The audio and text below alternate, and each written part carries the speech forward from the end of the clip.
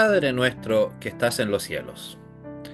Mateo capítulo 6, versículo 9. Ningún cristiano debería seguir orando la oración del Señor sin antes haber analizado cuidadosamente si entiende lo que dice cuando llama a Dios Padre.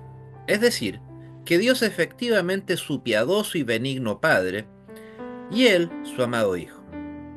Porque el consuelo y el poder de esta sublime oración dependen de la sincera fe en la palabra Padre.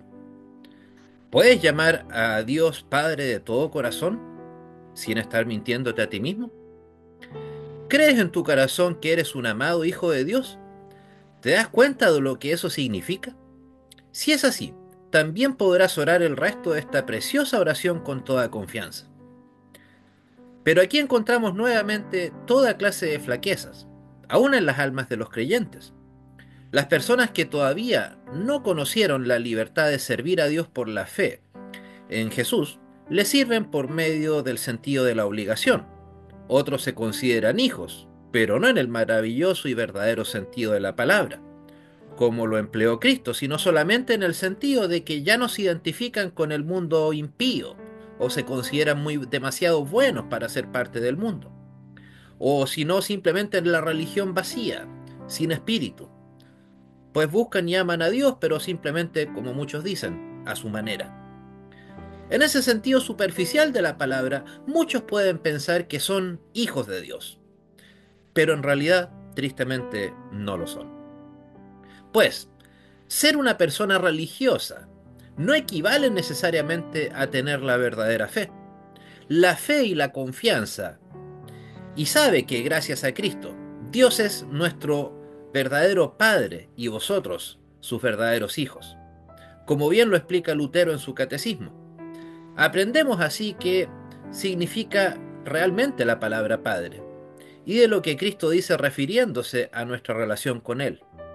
Pensamos en su significado y pidamos a Dios que ilumine nuestra mente para comprenderlo. En el día de su gloriosa resurrección, cumpliendo su obra redentora, el Señor comenzó a hablar a sus discípulos de la siguiente manera: vayan a mis hermanos y díganle, subo a mi Padre y a vuestro Padre, y a mi Dios y a vuestro Dios, como lo señala Juan capítulo 20, versículo 17. ¿Ven ahí qué significa ser un hijo de Dios? Primero Jesús llama a sus discípulos como hermanos, a los mismos que los había traicionado apenas 3 días antes, a los mismos que esa mañana estaban dudando de su resurrección. Pero como si eso no fuese suficiente, y para que nadie pase por alto lo que quiso decir al llamarnos hermanos, agrega mi Padre y vuestro Padre, mi Dios y vuestro Dios. Con esto el Señor Jesucristo indica con toda claridad qué quiso decir con la palabra hermanos.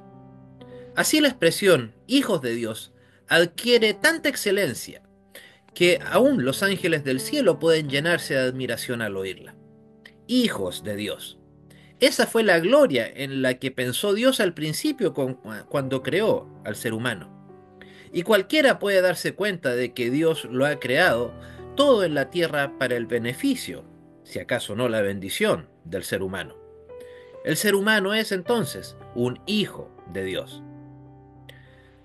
Por esa razón el unigénito Hijo de Dios llegó a ser un humano como nosotros también, y padeció muchas de las limitaciones que nosotros incluso hoy padecemos: el tiempo, el cansancio, el temor, el dolor, entre otras tantas. Y pudo decir que sus discípulos eran entonces sus verdaderos hermanos. Sin duda, tenemos que reconocer que nuestro entendimiento es demasiado limitado para comprender debidamente algo tan maravilloso. Existe una diferencia abismal, gigantesca, para comprender debidamente algo tan maravilloso. Existe una diferencia abismal entre la fe de uno y de otro sobre este tema.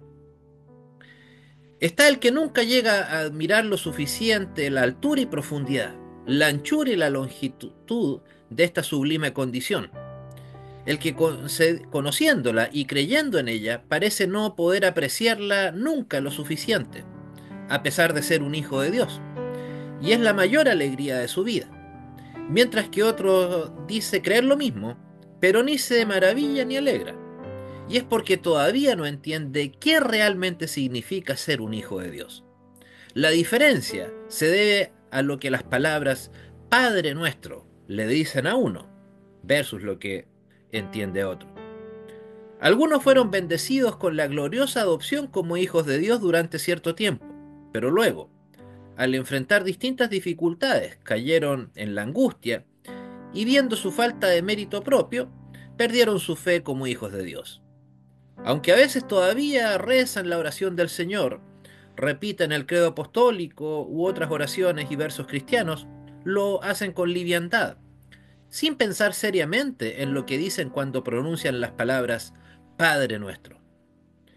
Las pasan por algo ligeramente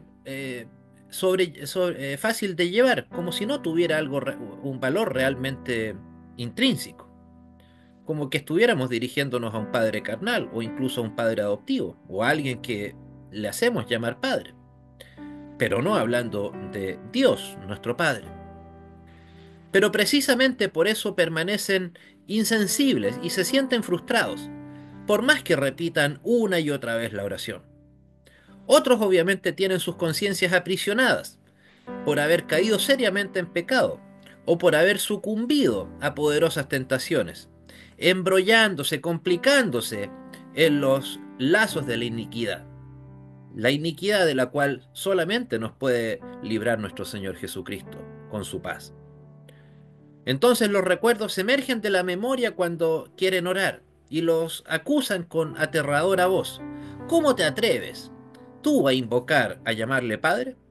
Tú que has hecho tal y cual, que has hecho esto y esto otro, y eres culpable de esto o aquello. Vemos así que se le hace muy difícil a ese pobre cristiano orar con toda confianza, Padre nuestro. Pero recuérdenlo todos, es muy importante que nadie siga diciendo Padre nuestro sin creerlo ni sin pensarlo. Toda la vida espiritual depende de esto, o sea, de que tengamos plena confianza en Dios por medio de la fe en Jesús. La misma clase de confianza que un querido hijo puede tenerle a su amoroso padre, pero solamente entonces lo honramos cuando lo invocamos como Padre nuestro. Si nuestra conciencia quedó nuevamente atrapada en los brazos de la ley, de modo que nos sentimos aterrorizados y no nos animamos a presentarnos ante el Padre Celestial con esta oración, o si repetimos las palabras Padre nuestro, inconscientemente, sin pensar en lo que realmente decimos, hemos perdido la fe y por lo tanto estamos espiritualmente muertos. Porque la vida espiritual produce una profunda y sincera comunión entre el ser humano adoptado como hijo y Dios, quien en Cristo ha llegado a ser su Padre. Como bien lo expresa el apóstol, pues no habéis recibido el espíritu de esclavitud para estar otra vez en temor, sino que habéis recibido el espíritu de adopción, con el cual clamamos, Abba Padre, querido Padre. El espíritu mismo da testimonio a nuestro espíritu. ¿De qué? De que somos hijos de Dios. Amén. Y que el amor de Dios, la gracia de nuestro Señor Jesucristo y el gozo eterno del Espíritu Santo sea con todos y cada uno de vosotros, ahora y siempre. Amén. Saluda en nombre de Sociedad Interministerial Nehemías, un servidor, Andrés Martín Arrizaga, desde Temuco, Chile.